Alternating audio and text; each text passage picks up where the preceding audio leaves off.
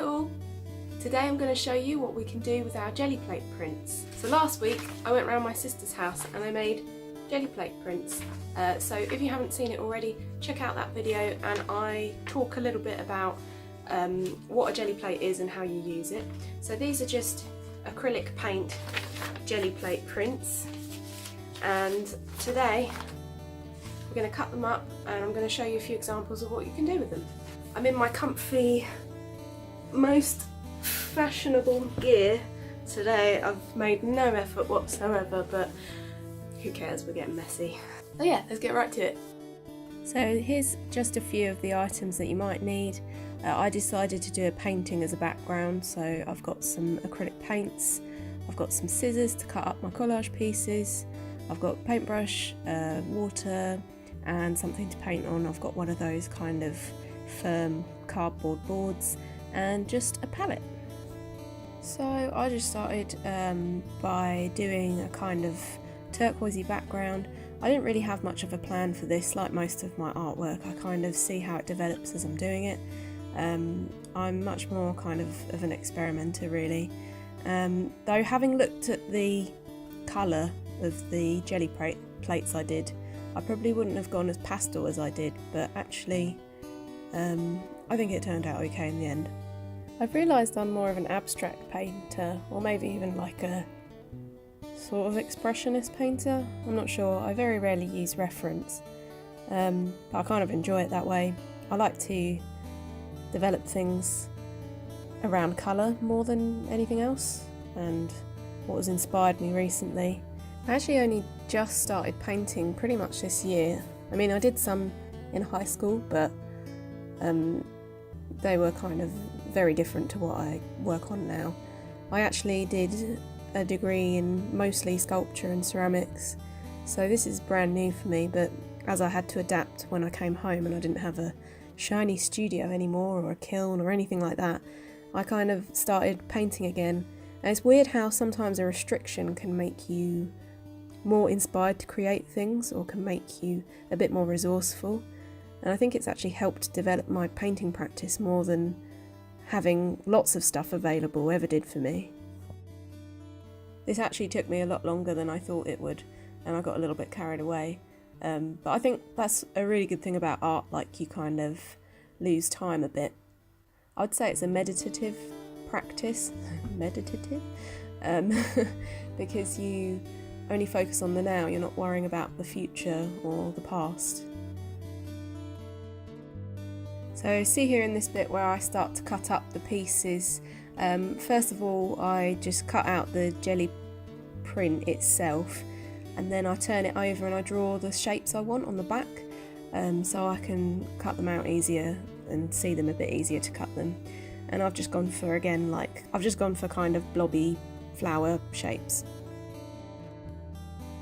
So as you can see, I have my collage pieces, I have my painted piece, and I'm just about to do some Posca penning on them, on it, to just make it kind of a little bit more layered.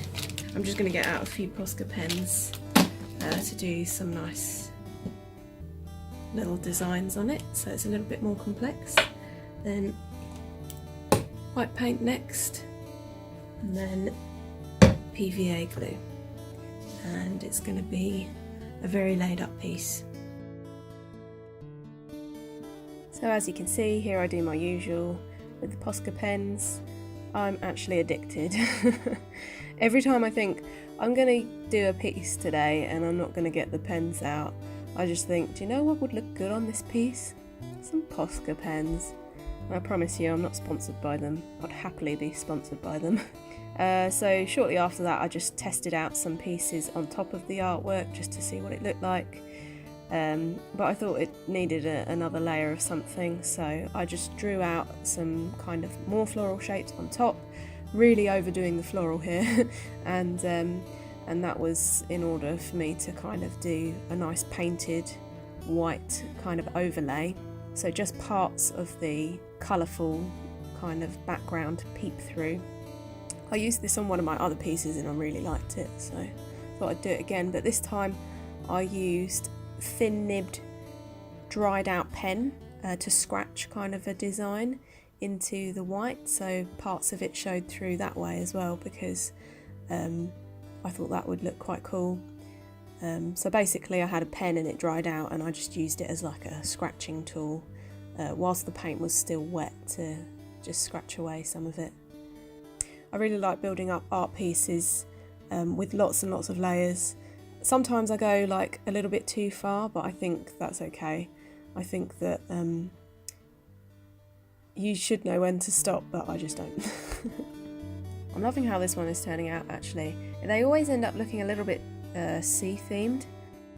Sometimes it's a shame because I get to this stage where I'm like, oh, it looks really good as it is, but I've made a plan now, so I usually go through with my plan, and I was quite happy with it at the end, but I quite liked the painting before I put any of the pieces on it, so I'm going to do this again, and just with the painting, and I'm going to do a separate collage piece too, because I think the painting looked good in its own right. God damn it!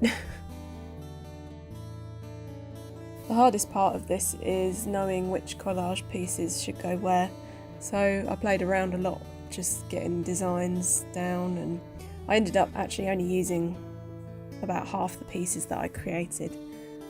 But I think sometimes you gotta know when to stop, which I really don't, but yeah. Happy, happy stick, happy, happy glue. Sticking everything and getting glue all over yourself. La la la la la la la. Okay, I'll stop. It's the next day. Here's the finished piece. I'm quite happy with it. It's quite kind of, well, eclectic looking.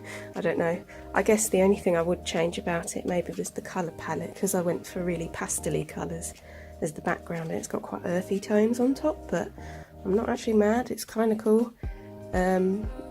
And I'll probably do more collage pictures anyway. I might do some with photographs as well.